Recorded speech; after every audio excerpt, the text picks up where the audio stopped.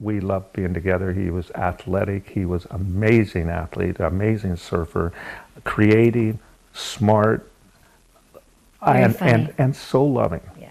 He was so loving. And that's what we miss. More than anything.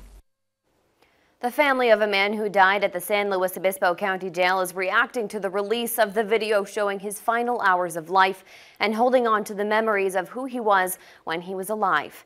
Thank you for joining us for the news at 6 o'clock. I'm Kelsey McFarland. Tonight, protesters are calling for a new SLO County sheriff and district attorney. This comes after the Tribune released video purportedly showing the final hours of Andrew Holland's life.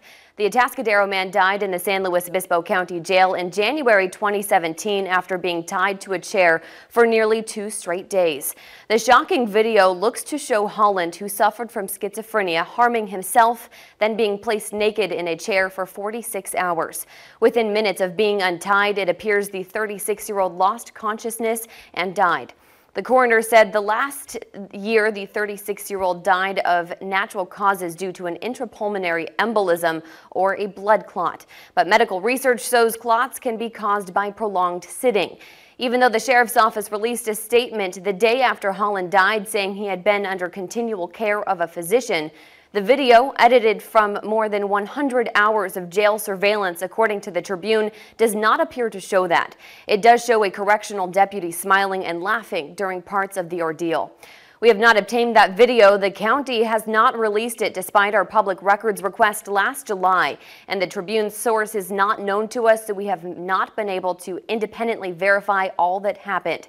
The county showed the video to the Holland family last year, but as KSBY reporter Sarah Hermina explains, the public release has reopened wounds for the family. I think as we've watched this go forward, the chair is an instrument, that tool that killed our son, but the issue is a mentality. You can have the chair, I suppose. I don't really see the need for the chair with all of the custodial staff and everything else they have at their disposal. But one thing that you have to change is the mentality of how you treat people. The Holland family is in the process of forming the Andrew Holland Foundation for their son, hoping they can prevent a tragedy like theirs from happening again. The purpose of that is to actually work with the county. We would like to see in this county there be a pilot program that the other 57 counties in the state of California could come to and go, oh, this is the humane and right way to treat people. Andrew's parents say that for that to happen, there needs to be a change in policy and leadership. From San Luis Obispo, Sarah Hermina, KSBY News. It's not just Holland's family demanding a change in leadership. KSBY News reporter Molly Casey is live at the San Luis Obispo County Courthouse, where several dozens of protesters gathered this afternoon demanding change. Molly, what are the protesters saying today? Well, Kelsey, the protesters are calling on change just like the Holland family. They say that the video released yesterday contradicts statements made by the SLO County Sheriff following Andrew's death, and now they want a change in leadership to follow. If we don't get no justice, they don't get no peace.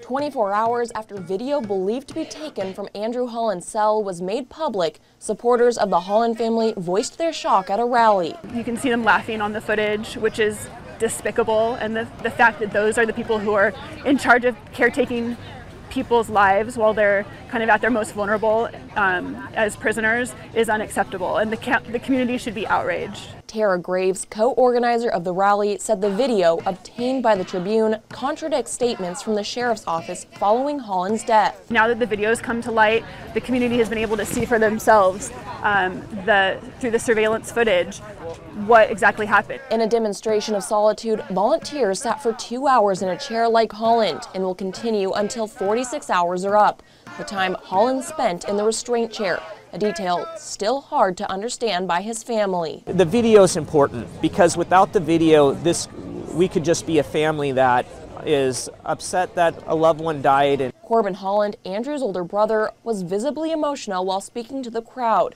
and says while his brother did battle mental illness, the ultimate battle is fighting the cover-up of Andrew's death. We just want justice, and those in charge that are trying to cover this up and saying that it was a natural death and they were surprised that it happened is just unacceptable. Supporters called for the resignation of District Attorney Dan Dow and SLO County Sheriff Ian Parkinson at the rally, both up for re-election this fall.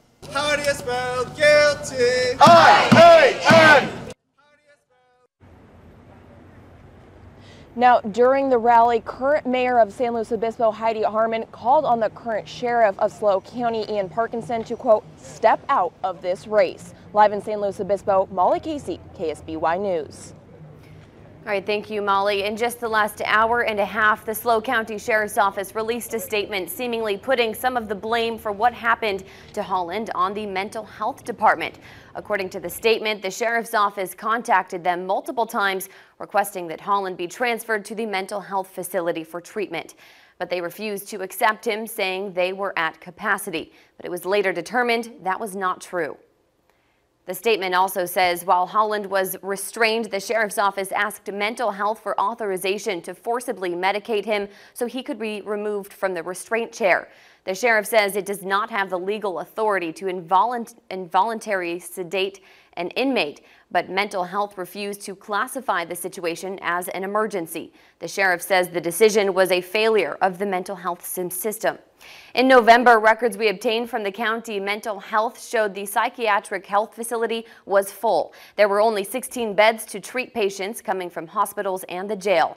At that time, we asked mental health specific questions about the weekend that Holland died, including why they didn't take him in. Many people had different pieces of information, and we didn't all collectively have the same information. And that's where some communication broke down to really facilitate what might have been a different process that weekend. Ann Robbins, SLO County's behavioral health administrator, told us that since Andrew's death, the process to get inmates into the facility has been expedited. The FBI is currently investigating Andrew's case and will decide whether criminal or civil rights charges should be filed against the jail. In the meantime, the Holland family has become vocal supporters of the two men hoping to unseat the SLO County Sheriff and District Attorney, who has not launched his own investigation.